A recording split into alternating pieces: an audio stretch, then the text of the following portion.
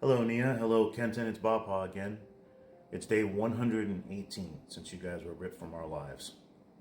Grandma, Uncle Gabe, Auntie Ducky, Auntie Roro, and Lilo all miss you terribly, especially now during the holiday season. The last week has been unbearable, and the pain just keeps getting worse. We miss you and love you, and we can't wait till the day we can hug you and tell you we love you in person.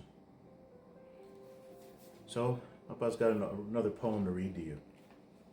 Kind of an important one. It's called The Little Boy and the Old Man. Said the little boy, sometimes I drop my spoon. Said the little old man, I do that too. The little boy whispered, I wet my pants. I do that too, laughed the little old man. Said the little boy, I often cry. The old man nodded, so do I. But worst of all, said the boy, it seems grown-ups don't pay attention to me. And he felt the warmth of a wrinkled old hand. I know what you mean, said the little old man.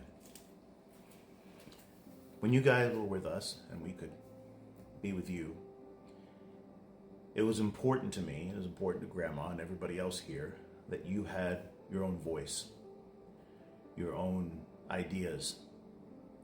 Now granted, you're little, so they were little ideas, but we know that big ideas start as little ideas.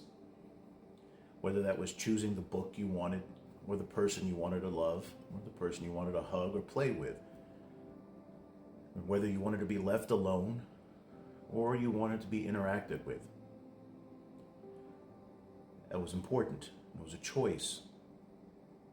You couldn't force it. You couldn't. We didn't want you to be parrots or robots. Bapa, before you were born, and a little bit when you were born, I used to volunteer a lot at the schools. I took 2 years off, and I went to your Uncle Gabe's school and your aunt and your mom schools, and I volunteered.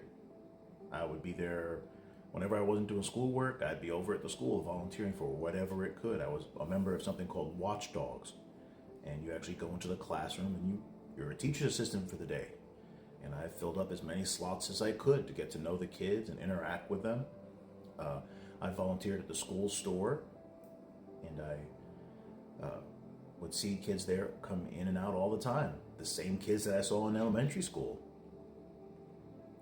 I also was the president of something called Dad's Club, which involved encouraging fathers to be more involved in their kids' school activities, because dads are typically hands off. Moms raise kids and dads walk away. But one thing I did find all the way through was that kids were always talked at and never talked to or with. I would see it, these moms and these dads that would come in and volunteer, and they would just shout out orders or tell them to go play or go away or do something. But something strange happened whenever I would talk to them. I would ask them what they did during that weekend, and they would come over and say, oh, okay.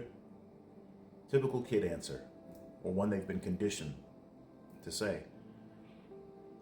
And then I would pause and I'd wait, and they'd look up at me and they'd say, oh, like in their head, like a light bulb went off, like this guy wants more. Okay. So they would tell me, and I would ask them, well, how'd you enjoy that? What did you do? What was it? That's really cool. Or sometimes a boring weekend is this, or a boring weekend is that. But I'd wait for a response, because they earned that. They had that respect from me. And that's something that carried on with you kids. Going back to the school thing, your grandma and your Uncle Gabe liked to joke that when I did the school store, it became Joe's therapy session for kids. Because after I started doing that with them and just talking to them, just simple conversation, they would all crowd around on Friday. The other parents even asked me, what was it that I did that made all these kids come, including my son? All these kids would just crowd into the school store just to hang out or talk. And I just told them, just talk to them, have a conversation. And they just couldn't understand. And with you kids, we relayed that. We wanted you to have that, have your own voice, be heard, Not just have your own voice and shout into the sky, but we wanted you to be heard. Nia, as a young girl, is very important. The world is already kind of against you. So you need to be heard. And Papa wanted to give you that strength to do that, to be heard and not be ignored. Kenton, you were a little bit quiet. So we have to help you. And you did. You started voicing opinions about simple stuff. You guys were not commentators on the news or world leaders yet. But you guys would express yourself. You guys would talk. You guys would, what book do you want? What type of sauce do you want with your chicken nuggets? And where do you want to play? And who do you want to love in the room at the time? And who do you want to sit with? We gave you a choice. Your mom was not as into that idea. She would say she was, but we'd all teach you how to say something like book. And we were getting you to build your speech up. And the whole family would be there saying book, say book, say book. And we'd be teaching you that word and showing you the object. And you would start saying it and we'd applaud. Your mom would crash in and say mama, say mama. And you would walk away.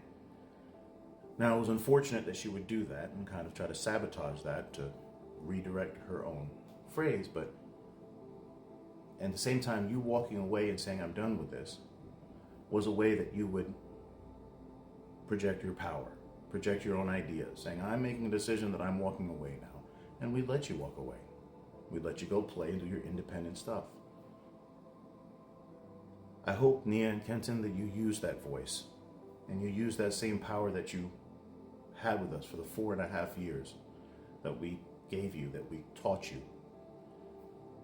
I hope you use that to express yourselves and not only say what you want to say, but be heard. Be heard, babies. You deserve to be heard. You have ideas and you have decisions and you have a spirit. Papa and Grandma, Uncle Gabe, Auntie Ducky, Auntie Roro love you guys very much.